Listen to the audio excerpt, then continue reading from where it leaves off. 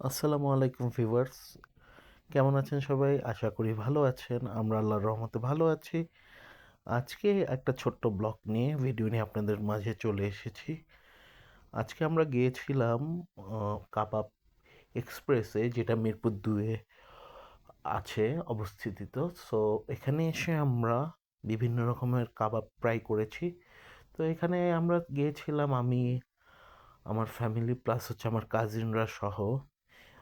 Also আমার শাশুড়িও ছিল।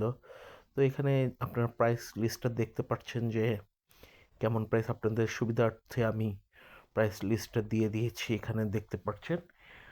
কাবাবগুলা খেতে খুব সুস্বাদু এবং হচ্ছে গিয়ে প্রাইসটাও খুব রিজনেবল। সো আমরা বিভিন্ন ধরনের কাবাব মিলে মিশে নিয়েছি।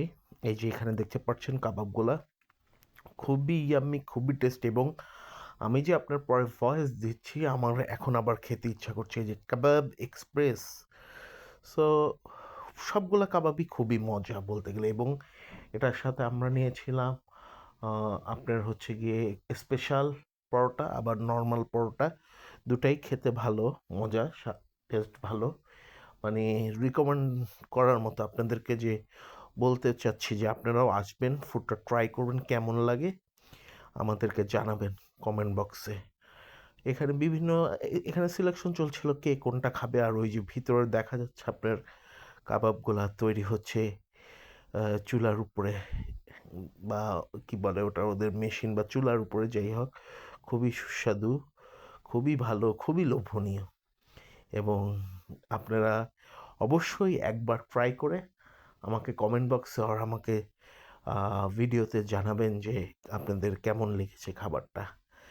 এখানে বিফ স্টেকও পাওয়া যায়, চিকেনের আইটেমই বেশি।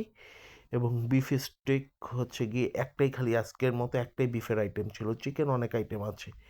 এই যে দেখছেন ধোয়া ওঠা কি লোভনী।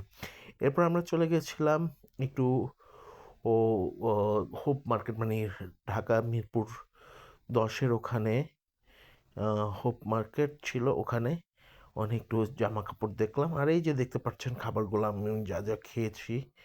সো আজকের ভিডিওটা আর বড় করছি না, আল্লাহ হাফেজ।